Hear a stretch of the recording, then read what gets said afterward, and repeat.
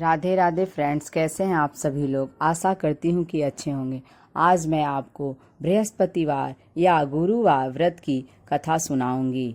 गुरुवार व्रत करने से बृहस्पति देवता प्रसन्न होते हैं। यह व्रत अत्यंत ही फलदायी है। अग्नि पुराण के अनुसार अनुराधा नक्षत्र युक्त गुरुवार से आरंभ करके 7 गुरुवार व्रत करने से बृहस्पति ग्रह की हर पीड़ा से मुक्ति मिलती है। बृहस्पतिवार व्रत कथा। प्राचीन समय की बात है। एक नगर में एक बड़ा व्यापारी रहता था। वह जहाजों में माल लदवाकर दूसरे देशों में भेजा करता था। वह जिस प्रकार अधिक धन कमाता था, उसी प्रकार जी खोलकर दान भी करता था। परंतु उसकी पत्नी अत्यंत ही कंजूस थी। वह किसी को एक दमड़ी भी नहीं देती थी। एक बार सेठ जब दूसरे देश व्यापार करने गया तो पीछे से बृहस्पति देव ने साधु वेश में उसकी पत्नी से भिक्षा मांगी। व्यापारी की पत्नी बृहस्पति देव से बोली, हे साधु महाराज, मैं इस दान और पुण्य से तंग आ गई हूँ। आप कोई ऐसा उपाय बताएं जिससे मेरा सारा धन नष्ट हो जाए और मैं आराम से रह सकूं।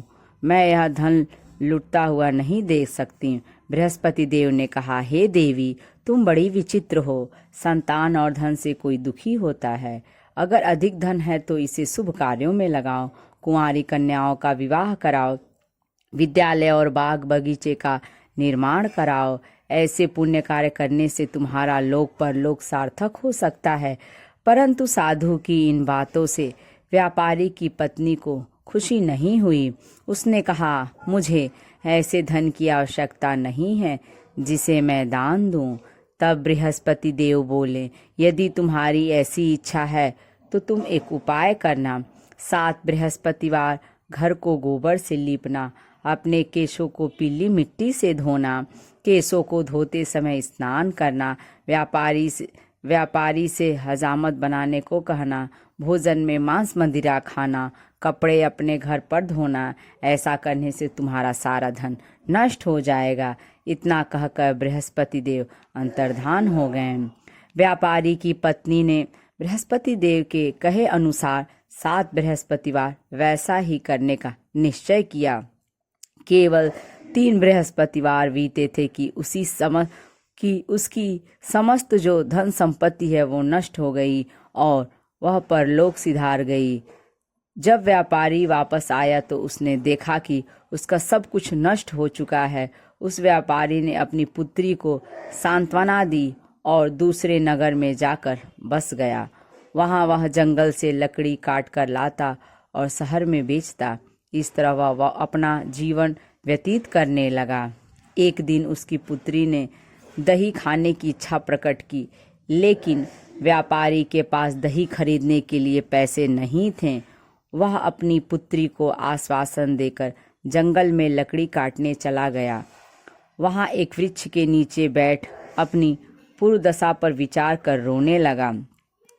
उस दिन बृहस्पतिवार था। तभी वहां बृहस्पति देव साधु के रूप में सेठ के पास आए और बोले, हे मनुष्य, तू इस जंगल में किस चिंता में बैठा है। तब व्यापारी बोला, हे महाराज, आप सब कुछ जानते हैं। इतना कहकर व्यापारी अपनी कहानी सुनाकर रो पड़ा। बृहस्पति देव बोले, देखो बेटा, तुम्हारी पत्नी ने बृहस्पति देव का अपमान किया था, इसी कारण तुम्हारा यह हाल हुआ है। लेकिन अब तुम किसी प्रकार की चिंता मत करो। तुम गुरुवार के दिन बृहस्पति देव का पाठ करो। 2 पैसे के चने और गुड़ को लेकर जल के लोटे में शक्कर डालकर वह अमृत और प्रसाद अपने परिवार के सदस्यों और कथा सुनने वालों में बांट दो। स्वयं भी प्रसाद और चरणामृत लो। भगवान तुम्हारा अवश्य कल्याण करेंगे। साधु की बात सुनकर व्यापारी बोला, महाराज, मुझे तो इतना भी नहीं बचता कि मैं अपनी पुत्री को दही लाकर दे सकूं। इस पर साधु जी बोले, तुम लकड़ियां शहर में बेचने जाना। तुम्हें लकड़ियों के दाम पहले से चौगुने मिलेंगे, जिससे तुम्हारे सारे कार्य सिद्ध हो जाएंगे। उसने लकड़ियां काटी और शहर में बेचने के लिए चल पड़ा। उसकी लकड़ियां अच्छे दाम में बिक गईं, जिससे उसने अपनी पुत्री के लिए दही लिया और गुरुवार की कथा हेतु चना गुड़ लेकर कथा की और प्रसाद बांटकर स्वयं भी खाया। उसी दिन से उसकी सभी कठिनाइयां दूर होने लगीं। परंतु अगले बृहस्पतिवार को वह कथा करना भूल गया। अगले दिन वहां के राजा ने एक बड़े यज्ञ का आयोजन कर पूरे नगर के लोगों के लिए भोज का आयोजन किया। राजा की आज्ञा अनुसार पूरा नगर राजा के महल में भोज करने गया, लेकिन व्यापारी व उसकी पुत्री तनिक विलंब से पहुँचे। अतः उन दोनों को राजा ने महल में ले जाकर भोजन कराया। तब वे दोनों लौटकर आए। तब रानी ने देखा कि उसकी खूंटी पर टंगा हार गायब है। रानी को व्यापारी और उसकी पुत्री पर संदेह हुआ कि उसका हार उन दोनों ने ही चुराया है। राजा की आज्ञा से उन दोनों को कारावास की कोठरी में कैद कर दिया गया। कैद में पड़कर दोनों अत्यंत दुखी हुए। वहां उन्होंने बृहस्पति देवता का स्मरण किया। बृहस्पति देव ने प्रकट होकर व्यापारी को उसकी भूल का आभास कराया और उन्हें सलाह दी कि गुरुवार के दिन कैद खाने के दरवाजे पर तुम्हें 2 पैसे मिलेंगे। उनसे तुम चने और मुनक्का मंगवाकर विधि पूर्वक बृहस्पति देवता का पूजन करना। तुम्हारे सब दुख दूर हो जाएंगे। बृहस्पतिवार को कैद खाने के द्वार पर उन्हें 2 पैसे मिले। बाहर सड़क पर एक स्त्री जा रही थी। व्यापारी ने उसे बुलाकर गुड़ और चने लाने को कहा। इस पर वह स्त्री बोली, मैं अपनी बहू के लिए गहने लेने जा रही हूँ, मेरे पास समय नहीं है। इतना कहकर वह चली गई। थोड़ी देर बाद वहां से एक और स्त्री निकली।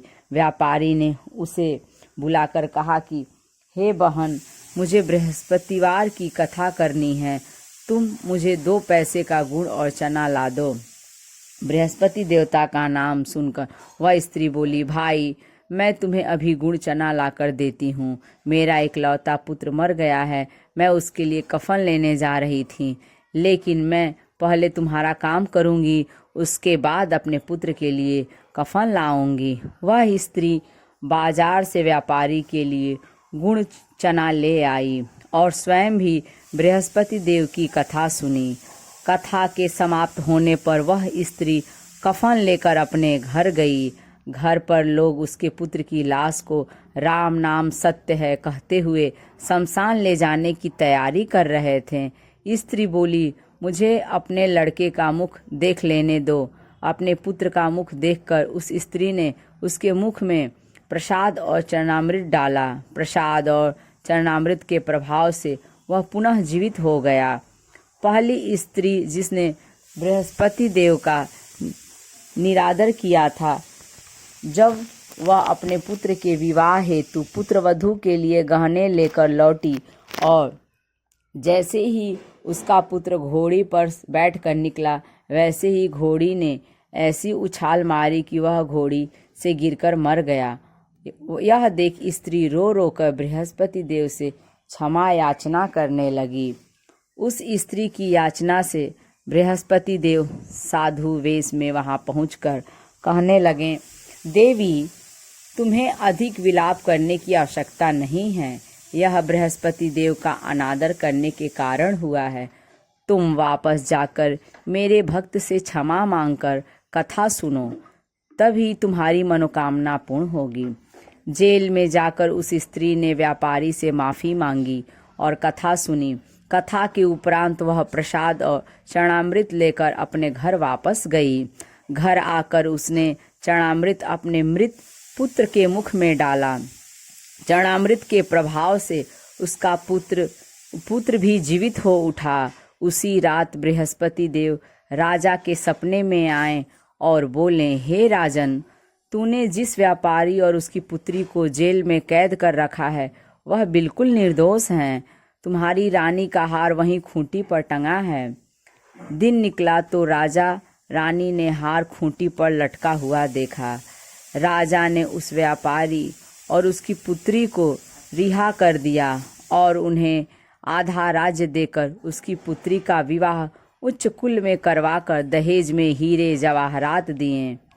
इस प्रकार बृहस्पतिवार की कथा पूर्ण हुई। यह वीडियो आपको कैसी लगी कमेंट्स करके ज़रूर बताएं। यदि अच्छी लगे तो लाइक करें और यदि मेरे चैनल दुर्गा दासी मीरा पर आप नए हैं तो इसे सब्सक्राइब करें।